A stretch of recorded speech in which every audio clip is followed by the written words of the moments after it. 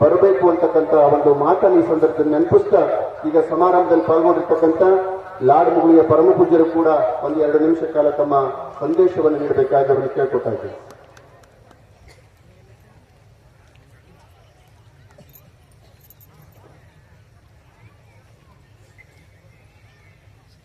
ಶಿವ ಸಾಂಬದೇ ನಮಃ.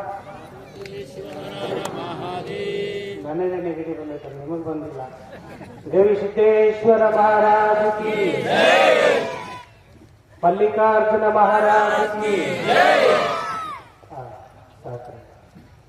ಪ್ಯಾರಿಸ್ ಹಾಳಾದರೆ ಫ್ಯಾಷನ್ ಹಾಳದಂತೆ, ಜಪಾನ್ ಹಾಳಾದರೆ ಟೆಕ್ನಾಲಜಿ ಹಾಳದಂತೆ, ಅಮೆರಿಕ ಹಾಳಾದರೆ ಸಂಪತ್ತು ಹಾಳದಂತೆ, ಆದರೆ ಭಾರತ ಹಾಳಾದರೆ ಧರ್ಮ ಹಾಳಾದಂತೆ, ಧರ್ಮ ಹಾಳಾದಂತೆ. ಮೊಟ್ಟ ಮೊದಲಿಗೆ ನನ್ನ ಆರಾಧ್ಯ ದೈವರನ್ನ ಹಾನಗಲ್ಲ ಗುರುಕುಮಾರ ಶಿವಯೋಗಿಯನ್ನ ಋನ್ಮಂದಿರದಲ್ಲಿ ಧ್ಯಾನಿಸಿಕೊಂಡು ಈ ಗ್ರಾಮದ ಅಧಿದೈವನಾದ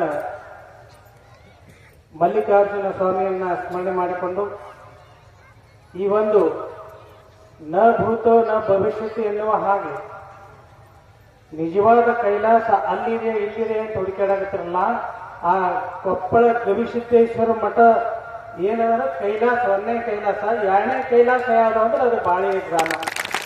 ಇಂತಹ ಸಮಾವೇಶದಲ್ಲಿ ಪಾಲ್ಗೊಂಡಿರುವ ಸರ್ವ ಪೂಜ್ಯರ ಚರಣವಿಂದಕ್ಕೆ ನಮಸ್ಕಾರಗಳನ್ನು ಹೇಳುತ್ತಾ, ಹಾಗೂ ಪರಮ ಪೂಜ್ಯರು ಸಿಂಪಲ್ ಲಿವಿಂಗ್ ಹೈ ಥಿಂಕಿಂಗ್ ಬಹಳ ಸ್ಥಳದ ಅಜ್ಜವರು ಜಾತ್ರೆಗೆ ಮೊನ್ನೆ 48 ಲಕ್ಷ ಜನ ಕೂಡಿ. ಅದಕ್ಕಿಂತ ಮೊದಲು ನಾವು ಹೋಗಿದ್ವಿ. ಹೋದಾಗ ಏನಾದ್ರು ಒಂದು 45 ಲಕ್ಷ. ವರ್ಷೇನು ಆ ಶಿಕ್ಷಣ ದಾಸೋಹವನ್ನು ನಡೆಸ್ಕೊಂಡು ಬರ್ತಕ್ಕಂಥ ಏಕೈಕ ನಮ್ಮ ಕರ್ನಾಟಕದ ಪೂಜ್ಯರು ಯಾರಾದರೂ ಇದ್ರೆ ಸಿದ್ಧಗಂಗಾ ಬಿಟ್ಟರೆ ಕೊಪ್ಪಳ ಗವಿಸಿದ್ದೇಶ್ವರ. ಇಂಥ ಒಂದು 4-5 ವರ್ಷಗಳ ನಮ್ಮ ಅಕ್ಕಲಕೋಟಗಾರ ಹೇಳಿದರು, 4-5 ವರ್ಷಗಳ 10-20 ಗಾಡಿ ತಗೊಂಡು ಹೋಗಿ ಒಟ್ಟು 10 ಬಂದ್ ಮಾಡ್ಕೋಬೇಕಂತ ಹೇಳಿ ನಿಮ್ದು ಏನು ಸತ್ಯ ಸಂಕಲ್ಪ ಅದಲ್ಲ, ಇದು ನಿಜವಾಗಲೂ ಶ್ಲಾಘನೀಯವಾಗಿರ್ತಕ್ಕಂಥದ್ದು. ಅದಕ್ಕೆ ತಾವೆಲ್ಲ ನಮ್ಮ ಕೊಪ್ಪನೂರ ಅಜ್ಜವ್ರು ಹೇಳಿದರು, ನರಣ ಹೊಸಮಠ ಅಜ್ಜವರು, ನೀವು ಸದ್ದು ಗದ್ದಲು ಇಲ್ಲಾರ್ದಂಗೆ ಕೂಡ್ಬೇಕು. ಯಾಕಂದ್ರೆ ನೀವು ಬಾಯಿ ಮಾಡಕತ್ತೀರ, ನಿಮ್ಮ ನೋಡಿ ಮತ್ತೊಬ್ಬರು ಬಾಯಿ ಮಾಡುತ್ತಾರೆ. ಅದಕ್ಕೆ ದಯವಿಟ್ಟು ಅಜ್ಜವ್ರ ಪ್ರವಚನ ನಾಳಿನ ದಿವಸ ಪ್ರಾರಂಭ ಆಗ್ತದೆ. ಯಾಕಂದ್ರೆ ಸಮಯದ ಅಭಾವ.